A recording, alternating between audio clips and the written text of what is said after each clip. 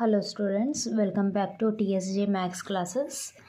6th class మ్యాథ్స్లో మనం 5 chapters complete చేసుకున్నాం. సో ఈరోజు 6th చాప్టర్ అనేది స్టార్ట్ చేసుకుందాం. సో చాప్టర్ నెంబర్ 6 ఇంటిజర్స్లో ఈరోజు మనం ఎక్సర్సైజ్ 6.1 ఎక్సర్సైజ్ చూద్దాం. ఓకేనా స్టూడెంట్స్? సో ఎక్సర్సైజ్ 6.1లో ఫస్ట్ ప్రాబ్లం చూద్దాం students. Represent the following statements using signs of integers. ఇంటిజర్స్లో మామూలుగా మనం నంబర్ లైన్ చూస్తే మనకి మిడిల్లో 0 ఉంటే ఇటు సైడ్ అన్నీ పాజిటివ్ సైన్స్ వస్తాయి, ఇటు సైడ్ మనకి లెఫ్ట్ సైడ్ వచ్చేసి అన్నీ నెగిటివ్ సైన్స్ వస్తాయి. సో ఇక్కడ మనకి ఇచ్చిన దాంట్లో మనకి ఇక్కడ ఇచ్చిన కొన్ని నంబర్స్ ఇచ్చాడు. ఆ నంబర్స్ని మనం ఈ సెంటెన్స్ అర్థం చేసుకుని ప్లస్ సైన్తో వస్తున్నాయా మైనస్ సైన్తో వస్తున్నాయి మనం అర్థం చేసుకుని ఇక్కడ రాయమంటున్నాడు. సో దాంట్లో ఫస్ట్ వన్ చూస్తే an aeroplane is flying at a height of 3000 meters అంటున్నాడు. ఇప్పుడు ఏరోప్లేన్ హైట్ 3000 meters. ఇప్పుడు మనం సపోజ్ ఇది గ్రౌండ్ అనుకున్నాం అనుకో స్టూడెంట్స్. ఇప్పుడు హైట్ ఏరోప్లేన్ హైట్లో ఫ్లై అవుతుందని చెప్పినప్పుడు హైట్ అన్నప్పుడు మనం పైకి వెళ్తున్నప్పుడు ప్లస్ వస్తుందా మైనస్ వస్తుందా? ఇప్పుడు డౌన్ అంటే మైనస్, పైకి వెళ్తున్నప్పుడల్లా మనం హైట్ అనేది ఇంక్రీజ్ అవుతుంది కాబట్టి ఈ 3000 మీటర్స్ని ప్లస్ 3000 మీటర్స్ అని రాయాలి. ఎందుకు ప్లస్ రాస్తున్నాము అని అంటే ఇది హైట్, ఏరోప్లేన్ అనేది మనకి ఫ్లయింగ్ ఎట్ ఏ హైట్ అన్నాడు. హైట్ అంటే ఇప్పుడు సపోజ్ ఇది గ్రౌండ్ అనుకో, హైట్ అంటే ఇప్పుడు పైన ఉంటుంది కాబట్టి హైట్ అన్నప్పుడు పైకి అబవ్ వెళ్తుంది అనమాట, అబవ్ ఇంక్రీజ్. సో అప్పుడు ప్లస్ 3000 అని రాయాలన్నమాట. అర్థమైంది కదా స్టూడెంట్స్? సో హైట్ అనగానే మనకి ప్లస్ అనేది గుర్తుపెట్టుకోండి, లో అనగానే మైనస్ గుర్తుపెట్టుకోండి. So flying at a height అన్నాడు కాబట్టి plus 3000. Okay, next plus 3000 meters. Next the fish is 10 meters below the water surface. ఇప్పుడు సపోజ్ ఇది సర్ఫేస్ అనుకోండి, వాటర్ సర్ఫేస్లో బిలో ఉంది. సో బిలో అంటున్నాడు. ఇప్పుడు ఇందాక హైట్ అన్నాం కాబట్టి ప్లస్ రాసాం, ఇప్పుడు బిలో అంటున్నాడు. సో ఇదేం రాయాలి? Minus 10 meters. అర్థమైందిగా స్టూడెంట్స్? మనకి హైట్ పైన అబవ్ అన్నప్పుడు ప్లస్ రాయండి. ఇప్పుడు ఇది బిలో అన్నాడు కదా, బిలో అంటే డౌన్ కాబట్టి ఇది మైనస్ 10 meters అవుతుంది. నెక్స్ట్ థర్డ్ వన్ చూడండి students. The temperature in Hyderabad is 35 degrees above 0 degrees. Suppose ఇది 0 degrees అనుకుందాం. ఇప్పుడు 0 degreesకి అబవ్ ఉందంట. అబవ్ అన్నప్పుడు ఇందాక చెప్పాను, అబవ్ అంటే ప్లస్ రాయండి, బిలో అన్నప్పుడు మైనస్ రాయండి. సో ఇది అబవ్ అంటున్నాడు కాబట్టి దీనికి ప్లస్ ఎంత అంటున్నాడు? The temperature in Hyderabad is 35 degrees. So plus 35 degree Celsius. Okay, అర్థమైంది కదా స్టూడెంట్స్? నెక్స్ట్ ఫోర్త్ వన్ చూద్దాం.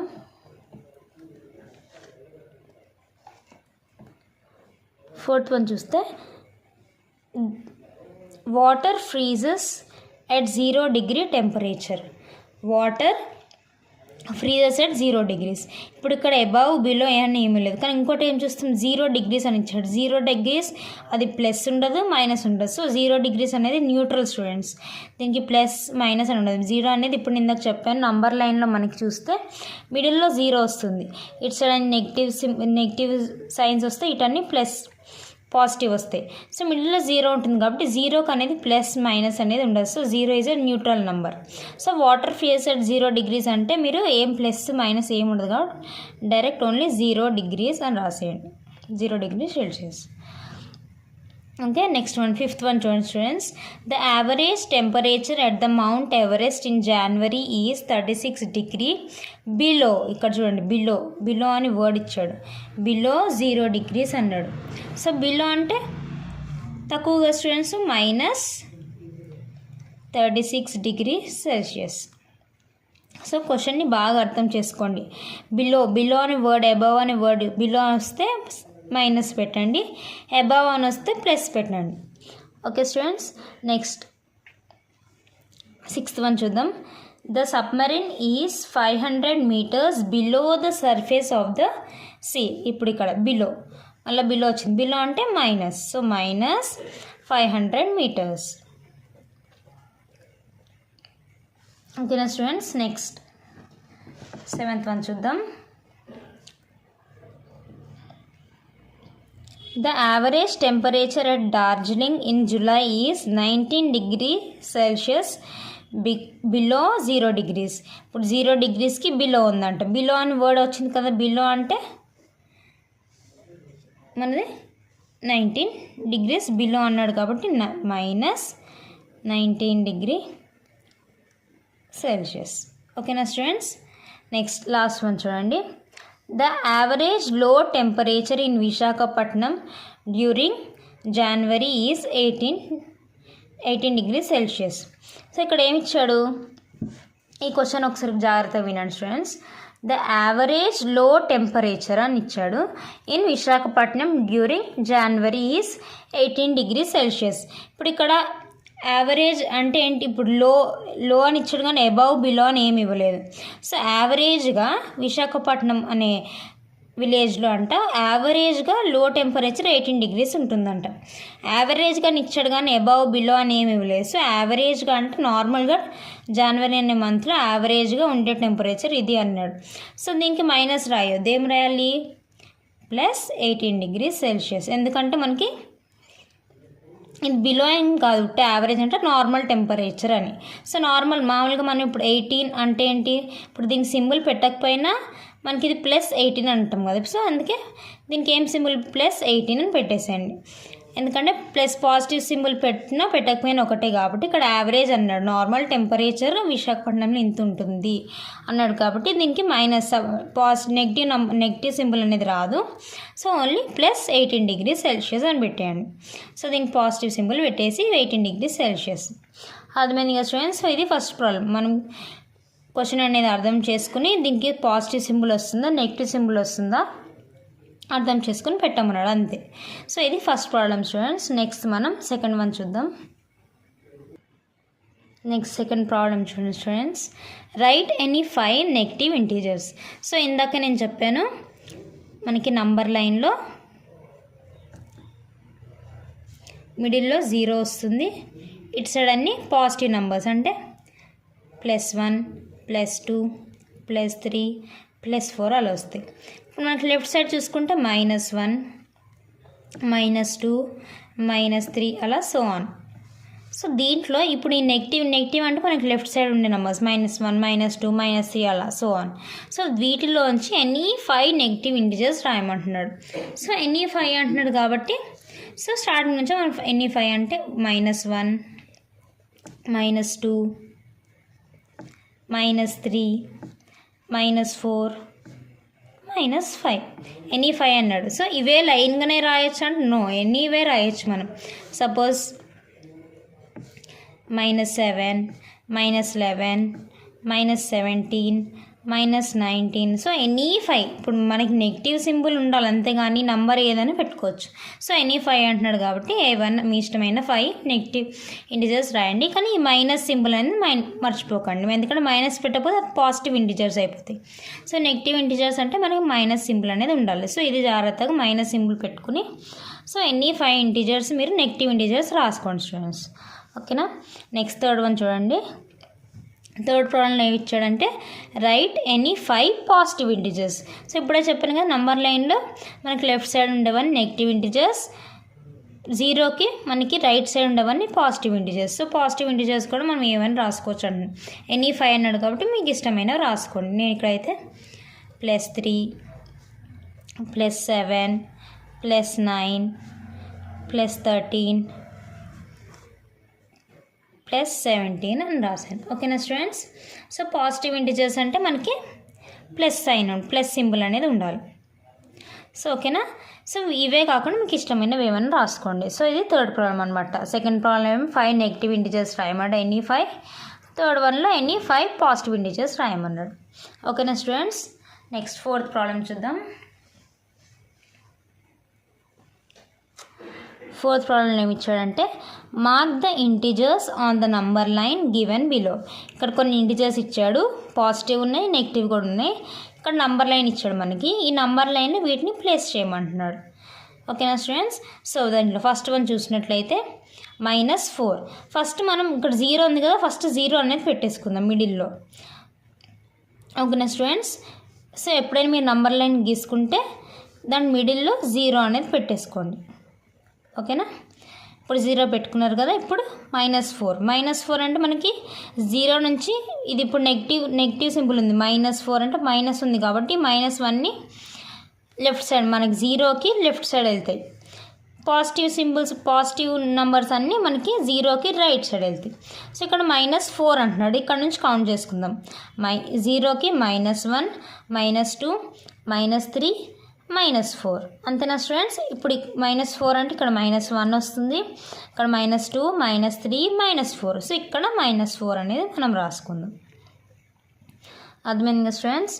నెక్స్ట్ 3 అనేది ఇప్పుడు మనకి ఇక్కడ సింబల్ లేదంటే ఇది పాజిటివ్ నెంబర్. 3 -3 అని ఉంటే నెగిటివ్ సింబల్. ఇప్పుడు +3 అని ఉన్నా, నార్మల్గా 3 ఉన్నా కూడా మనకి అదే మీనింగ్ వస్తుంది. సో ఇది పాజిటివ్ నెంబర్, సో +3. సో ఇక్కడ 0 ఉంది కాబట్టి మనకి పాజిటివ్ నెంబర్స్ అన్నీ మనకి రైట్ సైడ్ వస్తాయి కాబట్టి ఇప్పుడు ఇది 0 కాబట్టి 1, 2, 3. సో 3 అనేది ఇక్కడ మనం ప్లేస్ చేద్దాం. ఓకేనా స్టూడెంట్స్? నెక్స్ట్ 2. ఇప్పుడు ఇది 0 అయితే ఇది 1, ఇది 2. సో 2 అనేది ఇక్కడ రాసుకుందాం. ఓకే, నెక్స్ట్ 0 ఆల్రెడీ మనం ప్లేస్ చేసాం. నెక్స్ట్ -1, 0కి లెఫ్ట్ సైడ్లో -1. Okay, next 5, 1, 2, 3, 4, 5. ఓకే, 0 నుంచి 1, 2, 3, 4, 5. ఓకే, -4 ప్లేస్ చేసాం. 3,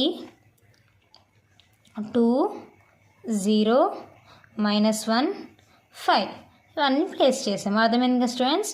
సో మనకి నంబర్ లైన్లో ఈ నంబర్స్ అనేది ఎలా ప్లేస్ చేయాలో అర్థమైంది కదా. సో ఇది 4th ప్రాబ్లం అనమాట. నెక్స్ట్ మనం లాస్ట్ ప్రాబ్లం 5th ప్రాబ్లం చూద్దాం students.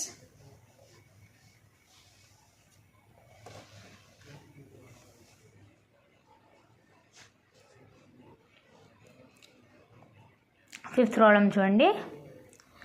Right true or falls.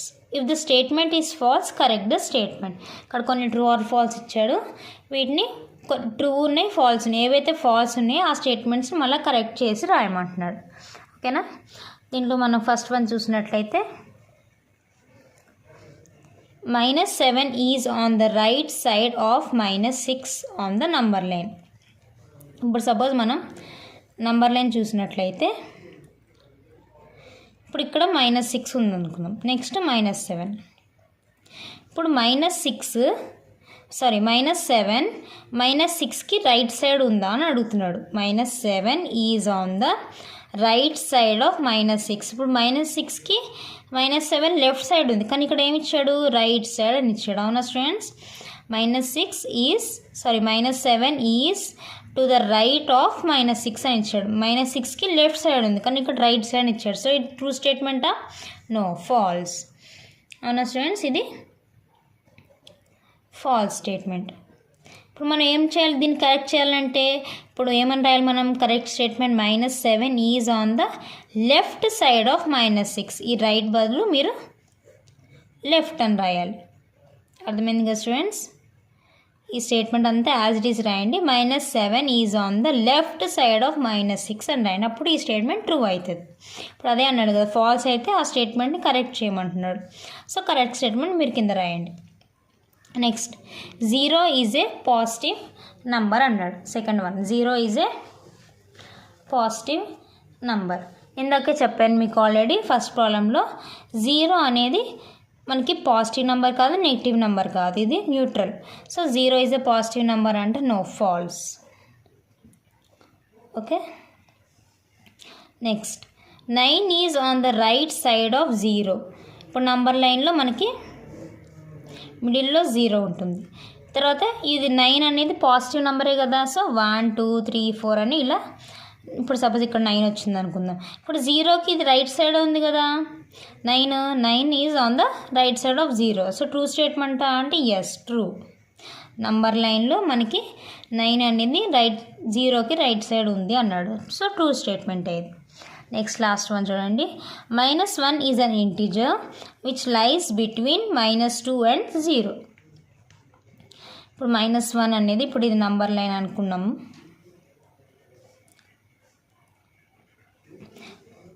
Number లైన్లో మనకి -1 అనేది ఇప్పుడు ఇక్కడ ఉంది అనుకుందాం. ఇక్కడ 0 ఉంది, ఇక్కడ -2 ఉంది. సో -1 అనేది -2కి 0కి బిట్వీన్ అంటే మిడిల్లోనే ఉందా అంటే ఎస్, -2కి 0కి ఇది మిడిల్లోనే ఉంది. సో ఇది which is lying between -2 and 0 అన్నాడు. సో ఇది కూడా ట్రూ స్టేట్మెంట్. ఓకేనా స్టూడెంట్స్. సో 5th ప్రాబ్లంలో first one falls, second one falls, third one true and fourth one true అనమాట. సో ఇది 5th ప్రాబ్లం స్టూడెంట్స్. సో దీంతో మనం ఎక్సర్సైజ్ 6.1 అనేది కంప్లీట్ చేసుకున్నాం స్టూడెంట్స్. అర్థమైంది కదా. సో ఈజీ ఎక్సర్సైజ్ అనమాట, కొంచెం మీరు కాన్సన్ట్రేట్ చేసి ఈజీగా అర్థమవుతుంది.